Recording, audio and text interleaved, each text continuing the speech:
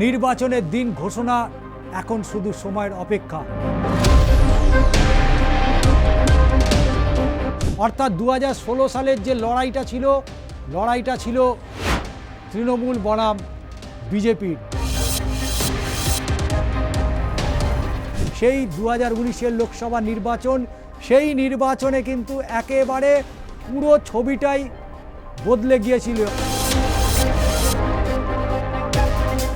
এই এসআইআরে বাদ চলে গেছে, এই মার্জিন অফ যা ভোট, সেখানে এই ভোটটা কিন্তু একেবারেই বাদ হয়ে গেল।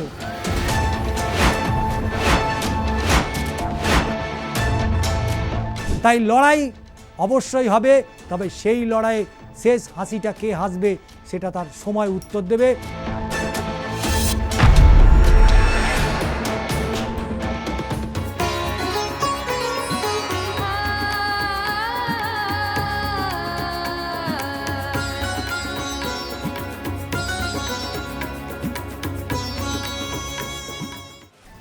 নমস্কার, আমি ষষ্ঠী চট্টোপাধ্যায়। শুরু করছি দাদা দিদির রাজনীতি, এবং সেই দাদা দিদির রাজনীতিতে 294টি যে আসন, সেই আসনের আমরা পূর্ণ বিশ্লেষণ করব।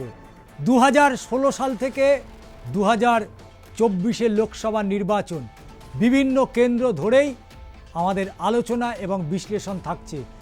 এবং বাংলার মাটি, বাংলার ভোট, ইতিমধ্যেই আপনারা জানেন কেন্দ্রীয় নির্বাচন কমিশনের ফুল বেঞ্চ তারা বাংলার ঘুরে গিয়েছে, এবং তারপরেই নির্বাচনের দিন ঘোষণা এখন শুধু সময়ের অপেক্ষা। তাই আর কাল বিলম্ব না করে সরাসরি চলে যাই বাংলার মাটি, বাংলার ভোটের এই অনুষ্ঠানে। আমরা প্রথমেই যে বিধানসভা দেখে নেব সেটা হচ্ছে একেবারেই আসানসোল উত্তর। যে আসানসোল উত্তরে রাজ্যের আইনমন্ত্রী মলয় ঘটক, তিনি বর্তমানে বিধায়ক রয়েছেন, মন্ত্রী রয়েছেন। 26-এর বিধানসভা নির্বাচন তার এই আসানসোল উত্তর তার শিকে ছিঁড়বে কিনা সেটা নিয়েই আজকে আমাদের এই বিশ্লেষণ। এবং প্রথমেই দেখে নেব যে 2016 সালের যে বিধানসভার ফলাফল, এবং কেন্দ্র হচ্ছে আসানসোল উত্তর। অল ইন্ডিয়া তৃণমূল কংগ্রেস 2016 সালে যদি আমরা অল ইন্ডিয়া তৃণমূল কংগ্রেসের যদি ফিগার দেখি, তারা পেয়েছিল 84,715টি ভোট। যদি শতাংশের বিচারে দেখি, তাহলে শতাংশের বিচারে আমরা দেখছি সেখানে পাচ্ছে 46.87%। আমরা পরে চলে যাব যেখানে 2016 সালের যে বিধানসভা নির্বাচন হয়েছিল, সেখানে সিপিএম এবং কংগ্রেসের জোট ছিল, যা 2026-এ সেই জোট থাকছে না। 2016 সালের 31,892টি তারা ভোট পেয়েছিলেন, এবং শতাংশের বিচারে 17.63। অর্থাৎ 2016-র যে ফিগার ছিল 2026-এর সেই ফিগারটা অনেকটাই অদল বদল হতে পারে, যেহেতু 26-এর বিধানসভা নির্বাচনে কংগ্রেস এবং সিপিএমের তারা কোনো জোট হচ্ছে না। সেখানে বিজেপি একটা ভালো সেই সময় মার্জিন অফ ভোট পেয়েছিল 60,818টি ভোট। অর্থাৎ 2016 সালের যে লড়াইটা ছিল তৃণমূল বনাম বিজেপির, সিপিএম একেবারে তলানিতে, এবং বিএমপি তারা পেয়েছিল 2,178টি ভোট। অর্থাৎ 2016 সালের যদি ফিগারে দেখি, সেখানে প্রথম স্থানে যদি টিএমসি থাকে, তাহলে দ্বিতীয় স্থানে অবশ্যই বিজেপি। এখানে তৃণমূল কংগ্রেসের সঙ্গে বিজেপির লড়াই ছিল, বাম কংগ্রেস সেখানে একেবারে তলানিতে এসে ঠেকেছে। আমরা পরের প্লেটটা অবশ্যই দেখব, কারণ এই নির্বাচন 26-এর নির্বাচনটা যে হাড্ডাহাড্ডি লড়াই রয়েছে, সেই হাড্ডাহাড্ডি লড়াইতে অবশ্যই বিগত দিনের ফলাফলটা আগামী দিনের জন্য অত্যন্ত গুরুত্বপূর্ণ। 2019 সালের যে লোকসভা নির্বাচন হয়েছিল, সেই 2019-এর লোকসভা নির্বাচন, সেই নির্বাচনে কিন্তু একেবারে পুরো ছবিটাই বদলে গিয়েছিল। অর্থাৎ পুরো সিনপসিস চেঞ্জ হয়ে গেছে। কারণ 2016-র বিধানসভা নির্বাচনে তৃণমূল যেখানে প্রচুর পরিমাণে তারা ভোট পেয়েছিল, 2024-এর লোকসভা নির্বাচনে সেই বিজেপি অর্থাৎ দ্বিতীয় স্থানে থাকা বিজেপি উঠে এসেছিল একে, অর্থাৎ 6,33,378টি ভোট পেয়েছিল 2019-এর লোকসভা নির্বাচনে। এবং শুধু তাই নয়, পার্সেন্টেজ অফ ভোট পেয়েছিল কিন্তু তারা 51.16%। কিন্তু সেই তুলনায় শাসক দল রাজ্যের তৃণমূল কংগ্রেস তারা যে ভোটটা পেয়েছিল 4,35,741টি ভোট, অর্থাৎ শতাংশের বিচারে কিন্তু 33.19%। এবং অবশ্যই দেখে নেব বাম কংগ্রেসের একটা জোট সে সময় ছিল, বাম কংগ্রেসের জোট কিন্তু তারা পেয়েছিল ভোট টোটাল ভোটারের অনুপাতে 87,603টে, অর্থাৎ শতাংশের বিচারে দেখাচ্ছে 7.08%। এবং সবথেকে গুরুত্বপূর্ণ যে বিষয় যে এই যে নোটা ভোট, সেই নোটা যেখানে দেখা যাচ্ছে যে 14,447টি নোটাতে ভোট পড়েছিল, অর্থাৎ শতাংশের বিচারে আমরা যদি দেখি 1.17%। অর্থাৎ 2019-এর যে লোকসভা নির্বাচন হয়েছিল সেই লোকসভা নির্বাচনে তৃণমূলকে টেক্কা দিয়ে বিজেপি কিন্তু একেবারে অনেকটাই তারা এগিয়ে গিয়েছিল। এবং অবশ্যই পরের প্লেটে যাব, বিশ্লেষণ চলবে। সামনের এই বিধানসভা নির্বাচন অত্যন্ত হাড্ডাহাড্ডি একটা লড়াই হবে। এখানে কে বিরোধী আসনে বসবে, কে আসানসোলের আসনে জয়লাভ করবে, সেটা নিয়ে কিন্তু আমাদের এই আলোচনা। এবং 2021-এর যে বিধানসভা নির্বাচন এবং সেই নির্বাচনে দেখতুন ফলাফলটা কিছুক্ষণ আগেই 2019-এর লোকসভা নির্বাচনের ফলাফল দেখছিলাম, যেখানে 6 লক্ষের ওপরে ভোট পেয়েছিল বিজেপি, তৃণমূল কংগ্রেস নেমে গিয়েছিল এক ধাক্কায় অনেকটাই নিচে। কিন্তু 2021-এর বিধানসভা নির্বাচন ঘুরতে আসতেই পুরো ছবি চেঞ্জ হয়ে গেল। অর্থাৎ 2021-এর বিধানসভা নির্বাচনে তৃণমূল কংগ্রেস সেখানে 1,931টি ভোট পেয়েছিল, অর্থাৎ বিজেপি যেখানে 2019-এ যে মার্জিন অফ ভোট পেয়েছিল সেই তুলনায় 2021-এর বিধানসভা। তাহলে আসানসোলের মানুষ তারা লোকসভা এবং বিধানসভা দুটো আলাদা আলাদা করে যে তারা ভোট দেন, সেটা অন্তত আসানসোলের এই যে ফিগার তা অনেকটা স্পষ্ট করেছে। এবং 53.32% ভোট পেয়েছিল শাসক দল তৃণমূল কংগ্রেস, অর্থাৎ মলয় ঘটক।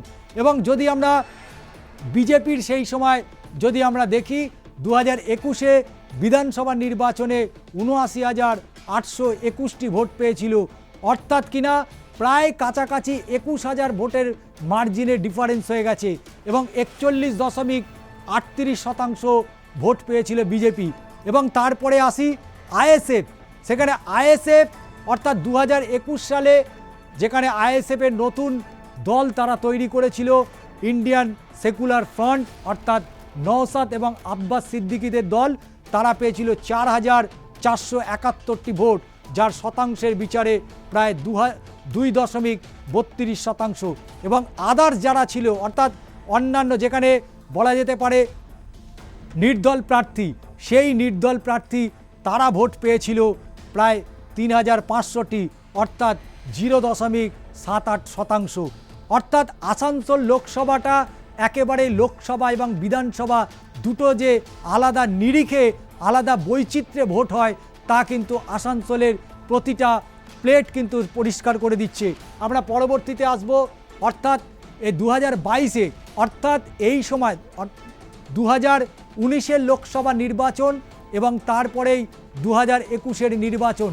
কিন্তু 2019-এর যে লোকসভা নির্বাচনের পরবর্তীতেই 2022 সালে, অর্থাৎ সেখানে বিজেপির যিনি প্রার্থী ছিলেন সঙ্গীত শিল্পী অর্থাৎ বাবুল সুপ্রিয় হঠাৎই তিনি ইস্তফা দিয়ে দেন। এবং সেই ইস্তফা দেওয়ার পরে নতুন করে 2022 সালে ফের সেখানে একটা উপনির্বাচন হলো এবং সেই উপনির্বাচনে সেখানে ছবিটা একেবারেই বদলে গেল। অর্থাৎ 2019-এর লোকসভা নির্বাচনে যেখানে বিজেপি প্রায় কাছাকাছি 6 লাখ ভোট পেয়েছিল, সেই ভোটটা ঘুরে গিয়ে 2022-এ অর্থাৎ নতুন যে লোকসভা আবার উপনির্বাচন হলো, সেখানে শত্রুঘ্ন সিনহা, তৃণমূল কংগ্রেসের প্রার্থী হয়েছিলেন শত্রুঘ্ন সিনহা। এবং অবশ্যই সেই শত্রুঘ্ন সিনহার আবির্ভাবে সেই ফিগারটা কিন্তু একেবারে বদলে দিলেন। অর্থাৎ 6,56,358টি ভোট পেয়ে শত্রুঘ্ন সিনহা আসানসোল থেকে লোকসভা নির্বাচিত হলেন। এবং সেই সময় আমরা বিজেপির যদি ভোটটা দেখি প্রায় অর্ধেকে নেমে গেল। অর্থাৎ যেখানে 6,56,000 ভোট তৃণমূল কংগ্রেস পেয়েছিল, সেইখানে বিজেপি পেল 3,53,149টি ভোট। অর্থাৎ 50%-এর নিচে ভোট নেমে গেল ভারতীয় জনতা পার্টির। এবং শুধু তাই নয়, সেই সময় কংগ্রেস এবং সিপিএম তারা কিন্তু আলাদা আলাদা করে নির্বাচনে প্রতিদ্বন্দ্বিতা করলেন। অর্থাৎ সেখানে সিপিএম যথেষ্ট ভালো ফল করেছিল, 90,412টি ভোট তারা পেলেন। শতাংশের বিচারে আমরা যদি দেখি 7.80% ভোট পেয়েছিল বামেরা। এবং শুধু তাই নয়, আইএনসি অর্থাৎ ইন্ডিয়ান ন্যাশনাল কংগ্রেস তারা পেল কত? তারা 15,035টা ভোট পেয়েছে। অর্থাৎ যেখানে জোট হয়েছে সেখানে জোটের জায়গায় আমরা যে পরিসংখ্যান দেখতে পাচ্ছি তাতে কিন্তু বাম কংগ্রেসের জোট খুব একটা মানুষ সেই সময় মেনে নেননি। অর্থাৎ জোটের যদি শতাংশ দেখা যায় তাহলে কিন্তু এই ফলাফলটা আরও এখানে 1500 অর্থাৎ 15,000 অ্যাড হতে পারে। অর্থাৎ সেখানে 1,05,000 হতে পারে। কিন্তু যেহেতু ভোটটা ভাগাভাগি হয়ে গেল, সেখানে প্রায় 90,000 ভোট সিপিএম পেল। পরবর্তীতে অর্থাৎ নোটায় মানুষের মধ্যে একটা জিনিস রয়েছে যে প্রার্থী বাছাইয়ের ক্ষেত্রে এবং গত 5 বছরের যে তাদের যে সার্বিক পরিষেবা, সেই সার্বিক পরিষেবা দেওয়ার ক্ষেত্রে অনেকেই তারা সন্তুষ্ট হয়নি যারা প্রতিনিধি ছিলেন তাদের কাজে। এবং সেই কারণে নোটায় কিন্তু ভোট পড়েছিল 12,702। অর্থাৎ আপনারা দেখুন কংগ্রেসের সাথে নোটার যে ভোট খুব একটা ডিফারেন্স নেই, 3,000 ভোটের ডিফারেন্স রয়েছে। পরবর্তীতে আসবো, যেহেতু 26-এর এই বিধানসভা নির্বাচন অত্যন্ত কঠিন একটা লড়াই হতে চলেছে এবং সেই কঠিন লড়াইতে কে এগিয়ে যাবে কে পিছিয়ে যাবে তার উত্তর তো সময় দেবে। তবে বিশ্লেষণ যেহেতু করছি, আমরা চলে এলাম 2024-এর লোকসভা নির্বাচন। এবং এই 2024-এর লোকসভা নির্বাচনে সেখানে আবারও দেখছি তৃণমূল কংগ্রেস তারা কিন্তু তাদের আসন অর্থাৎ 2022-এর যে লোকসভা উপনির্বাচন হয়েছিল সেই মার্জিন অফ ভোট ধরে রাখতে পেরেছিল শাসক দল তৃণমূল কংগ্রেস এবং অবশ্যই অভিনেতা শত্রুঘ্ন সিনহা। এবং তিনি 6,05,645টি ভোট পেয়েছিলেন। শতাংশে তারা 46.53% ভোট পেয়েছে। তারপরে চলে আসি বিজেপি কিন্তু ধীরে ধীরে তাদের ভোটটা খানিকটা হলে বাড়ানোর চেষ্টা করেছে। সেখানে তারা পেয়েছে 5,46,081টি ভোট। শতাংশে যদি আমরা দেখি 41.96% ভোট পেয়েছিল 2024-এর লোকসভা নির্বাচনে। এবং তারপরে অবশ্যই যাব যেখানে কংগ্রেসের সাথে সিপিএম তারা আবার জোট করলো। 2022-এর যে পরিসংখ্যানটা আমরা বলেছিলাম যে 2022-এ যে উপনির্বাচন হলো, সেই উপনির্বাচনে সিপিএম একাই 90,000-এর বেশি তারা ভোট পেয়েছিল এবং কংগ্রেস তারা 15,000 ভোট পেয়েছিল। কিন্তু যখন জোট হলো দেখুন সেই ক্যালকুলেশনটাই সেই দাঁড়ালো, অর্থাৎ 1,05,964টি ভোট। এবং নোটা কত পেল? 15,510টি ভোট। 8.14% বাম এবং কংগ্রেসের জোট তারা ভোট পেল। কিন্তু তৃণমূল কংগ্রেস তারা 2022-এর পরে 24-এও কিন্তু এই আসানসোল লোকসভা কেন্দ্রটা ধরে রাখলো। পরবর্তীতে আবার যাব এবং যেটা অত্যন্ত গুরুত্বপূর্ণ বিষয় যে সাম্প্রতিক সময় গত 4 নভেম্বর থেকে লাগাতার এ রাজ্যে এসআইআর নিয়ে একের পর এক ঘটনা ঘটছে এবং যেখানে বিএলও থেকে সাধারণ ভোটারের মৃত্যু পর্যন্ত ঘটেছিল। এবং সেই এসআইআরকে কেন্দ্র করে রাজ্য রাজনীতি সরগরম হয়েছে। কিন্তু সেই এসআইআরের প্রভাব কতটা আসানসোল উত্তরে পড়েছে সেটাও কিন্তু একবার দেখে নেব। আপনারা দেখুন, মলয় ঘটক তার 2021-এর যে বিধানসভা নির্বাচন সেই নির্বাচনের ফল এবং তারপরেই এসআইআর। যদি এসআইআরে আমরা দেখি, এসআইআরে দেখছি যে এসআইআরে বাদ পড়েছেন 42,599, যেটা 2026-এর মাফ করবেন 2025-এর 16ই ডিসেম্বর যে প্রথম খসড়া তালিকা প্রকাশ করলো ইলেকশন কমিশন সেই 2025-এর 16ই ডিসেম্বর, যেখানে এসআইআরে শুধুমাত্র বাদ পড়েছে 42,599 এবং তারপরে এসআইআরে বাদ পড়েছে পরবর্তীতে, অর্থাৎ সম্প্রতি 28শে ফেব্রুয়ারি, এই যে 28শে ফেব্রুয়ারি, সেই 28শে ফেব্রুয়ারি এই আসানসোল উত্তরে বাদ পড়লেন কত? 262 জন। অর্থাৎ পরিসংখ্যান যদি আমরা দেখি, সেই পরিসংখ্যান অনুযায়ী এসআইআরে মোট বাদ পড়লেন 42,861টি ভোট। অর্থাৎ এই মলয় ঘটক তিনি যে জিতেছিলেন 21,110 ভোটে, বাদ পড়েছে 42,000। এই মার্জিন অফ ভোট, বুঝতেই পাচ্ছেন আসানসোল উত্তরটা কিন্তু এসআইআরের ফলে অনেকটা কঠিন লড়াইয়ের মধ্যে ফেলে দিল। এবং শুধু তাই নয়, যেহেতু bar council of West Bengal তাদের নির্বাচন চলছে, সেখানে মলয় ঘটক রাজ্যের আইনমন্ত্রী, তার ভূমিকা নিয়েও কিন্তু প্রশ্ন উঠেছে এবং তিনি যে বিজেপির সাথে গোপনে যোগাযোগ রাখছেন সেটা হয়তো মুখ্যমন্ত্রী মমতা বন্দ্যোপাধ্যায় বুঝে গিয়েছিলেন এবং যে কারণে তার যে আইন দপ্তর, সেই আইন দপ্তর এখন মুখ্যমন্ত্রী তিনি নিজের হাতেই রেখে দিচ্ছেন। তাই স্বাভাবিকভাবেই 2021-এর যে ফলাফল এবং তারপরে 26-এর এই বিধানসভা নির্বাচনের প্রাককালে এই যে এসআইআর, যেটা 16ই ডিসেম্বর এবং 28শে ফেব্রুয়ারি, এই দুটি ফলাফলে একেবারে স্পষ্ট ইঙ্গিত করছে যে আসানসোল উত্তরের লড়াইটা হবে হাড্ডাহাড্ডি। সেখানে মলয় ঘটকের সাথে যিনি প্রার্থী হন না কেন, অর্থাৎ বিজেপি, সিপিএম, কংগ্রেস, অর্থাৎ এখানে একটা চতুর্মুখী লড়াই হবে তৃণমূল কংগ্রেস, বিজেপি, সিপিএম এবং অবশ্যই কংগ্রেস। সিপিএম বলতে এখানে বামফ্রন্টের জোটের কথা আমরা বলছি।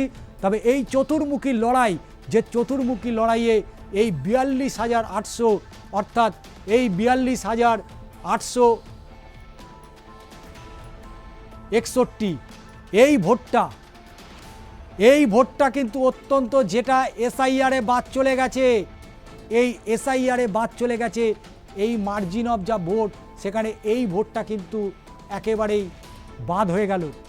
অর্থাৎ যে মার্জিনে মলয় ঘটক জিতেছিলেন তার 50%-এর ওপরে সেখানে কিন্তু মাইনাসে রয়েছে এবং এই মাইনাসটাকে কিভাবে প্লাস করবে, এটাই কিন্তু মলয় ঘটকের কাছে বড় চ্যালেঞ্জ, শুধু নয় তৃণমূল কংগ্রেসের কাছে একটা বড় চ্যালেঞ্জ। এবং সেই চ্যালেঞ্জকে অ্যাকসেপ্ট করে তৃণমূল কংগ্রেস 2026-এর বিধানসভা নির্বাচনে আসানসোল উত্তর, সেই আসানসোল উত্তর তারা ধরে রাখতে পারবে কিনা, সেটাও কিন্তু অত্যন্ত গুরুত্বপূর্ণ। তাই স্বাভাবিকভাবেই 2021-এর যে বিধানসভা নির্বাচনের যে ফল দেখেছি, সেই ফলে এবং 2026-এর বিধানসভা নির্বাচনের আগে এসআইআর যে কত বড় ফ্যাক্টর হতে চলেছে, তা আসানসোল উত্তরের এসআইআরের বাদ এবং অবশ্যই মলয় ঘটকের প্রাপ্তি ভোট থেকে অনেকটাই ডিফারেন্স। তাই লড়াই অবশ্যই হবে, তবে সেই লড়াইয়ে শেষ হাসিটা কে হাসবে সেটা তার সময় উত্তর দেবে। আজ বাংলার ভোট কোন জায়গায় দাঁড়িয়ে আছে এ কথা বলার অপেক্ষা রাখে না। আজকের মতো আমরা এখানেই শেষ করছি। আবারও পরবর্তী আরও কোনো কেন্দ্র নিয়ে আপনাদের মুখোমুখি হবো এবং আজকে এই প্রোগ্রাম থেকে বিদায় নিচ্ছি। পরবর্তীতে আবারও দেখা হচ্ছে। তারা